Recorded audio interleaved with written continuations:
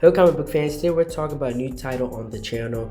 The title is called The Terminal. This is a new series by Robert Kirkman, the same guy responsible for Walking Dead, Invincible, and Battle Beast. I'm giving this a try after reading the first issue, before making this video. I do have questions, about, the entire concept itself. I want to give this more than one book to fully give my thoughts on this entire thing, right? I would say when it comes to the art itself, right? But the art is really the first thing you witness. It's the first thing you notice. And the art itself is actually very well done. It gives me that like old school classic comic book art feel with how the characters are expression, exaggerated body proportions. There wasn't afraid to be abstract with how the characters themselves look and what they do physically. And we come to this man, and this man, he saw there was a storm, and then like a lightning strike or something blasted him from the sky, and then his freaking like eyeball like popped out.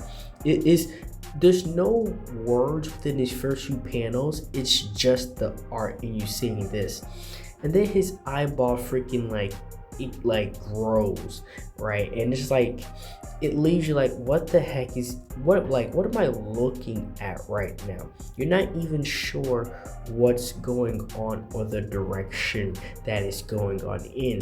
But trust me, we're going to come back to that later. The story moves past that into the modern day, right? What's happening right now, and these two guys are fighting, and the big guy's name was Blaster, and he was going against this other guy named Imp, if I'm pronouncing that correctly. But as it was going back and forth, bro got sliced in half from the other guy's powers and abilities, and we already have a casualty in our hands. Like whoever this guy was, he's already down for the count. And a lot of stuff, the one thing I will say is a lot of stuff is happening very fast. Once you open this book and you flip the first few pages, a lot of stuff is happening, and it's just like boom, boom, boom, boom. Like they're very quickly setting up stuff for the future, while on the other hand trying to get you interested with the shock value. I would say is that shock value is really what they're going for within the first few pages. And the story really moves fast once we meet this girl named Marilyn, and she's been looking for her sister, and she's pretty much tells us that she's pretty much thrown away her whole life trying to find her sister.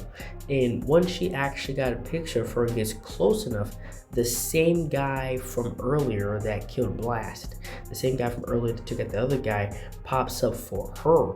And as this guy's talking, he just nukes him off the planet, right? Like that other guy is gone immediately.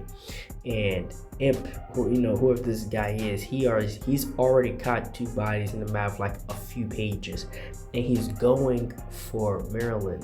And just by the first few pieces of dialogue we get from him, he's a psychotic yet intelligent individual. And right before he goes for her, this other chick comes out of nowhere, and she has like this, I would say like this classic comic book style suit on, like these massive gauntlet gloves on, and she's the sister. She's who she's been looking for all this time, and she just pops up out of nowhere to protect her from whoever this other guy is.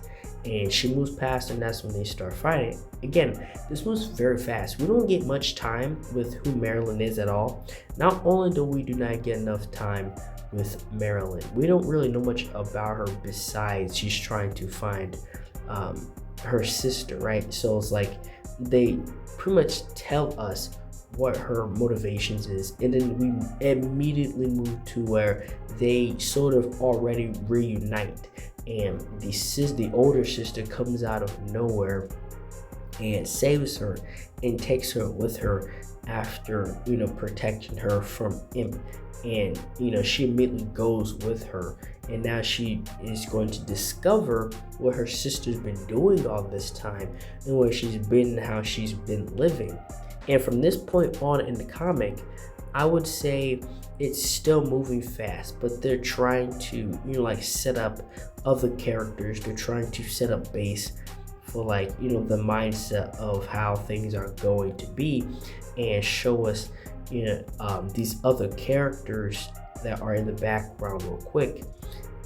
Another thing that I did notice that I will put out there is that this feels very, I wouldn't say X-Men-ish, but it has elements of X-Men and Harbinger from Valiant Comics. I would say it's very much in the category of those with similar blueprints and similar layouts of how, how things operate, right? You kind of are able to understand which character is going, which part they are going to play, and the fact that there are two sides fighting for something very different but similar at the same time. And you can kind of tell that they're trying to change some things, here and there with the concept and all. But with the main character Marilyn, they're pretty much throwing everything at her 1,000 miles per hour, like with information, who she is. And what I will say about the writing, and I know it's kind of done on purpose, because even Marilyn points it out of how they're, trying to explain stuff to her, but it feels like they're trying to be over exaggerated with the wording. And they even walk her in this room with this giant eyeball, right? It's a giant talking eyeball. And this is the same eyeball from earlier. I guess that guy freaking turned into a giant eyeball. But this eyeball came from the power of it came from the sky. So it's like this cosmic being. And this giant eyeball, he awakens, I guess, just in the most simplest form. He awakens the power within humans, right? Like the full potential of what they're could be able to do physically, like powers and abilities, etc. and so forth. The writing involved there, you can tell they're trying to, make him sound overly smart and overly, I would not say godlike, but cosmic being-esque, with the wording here. And they even show us a glimpse at the other side, right? These other beings that are, I would say, more creature-like, more savage-like in nature. They are playing the part of the other side. Again, there are two sides to this, and they're fighting for something that's very similar but different. And we get more of Marilyn, and pretty much she has a choice to make: either be with her sister, right, and go through this process and have her own abilities and powers awakened, or kind of like go back to her normal life to some shape or form, go into hiding or whatever. But because she wanted to be with her sister so bad, she accepted the rite of passage, whatever, to have her powers awakened. But this eyeball has the ability to do that, and she accepts that. So as I'm reading this, I can kind of tell where this is going, but as they do, they threw a curveball, right? The writing and the main story throws a curveball. And what do I mean by curveball? Well, she gets, as soon as the process starts, it doesn't go the way you would think it would go. You would think that she would easily get awakened and get her powers, and she would join her sister. Well, that's not exactly what happened.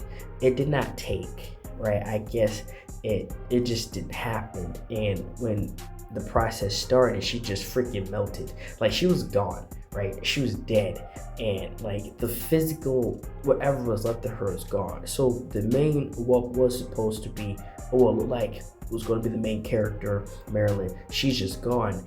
And now the story turns to her sister, the one that she was looking for in the first place. And ever since that day, she's been questioning her purpose, like what she should be doing. And I mean, that part is very understandable. But now I'm like, I wonder where the story is going to turn now. And it seems like it's going to be one of the stories where you thought, you was fighting for the right side and it really wasn't. You had this man like kind of in the shadows watching her and talking about the eyeball, and I guess to some form he's also evil. So I'm going to give this another read or two before I give my full-fledged mind on this series. It seems okay enough altogether, but the first book was interesting enough to get me to come back to read issue 2, which that video is coming very soon. And that's all for this video. Thank you guys for watching this video. Like, share, and subscribe for more, and thank you for watching.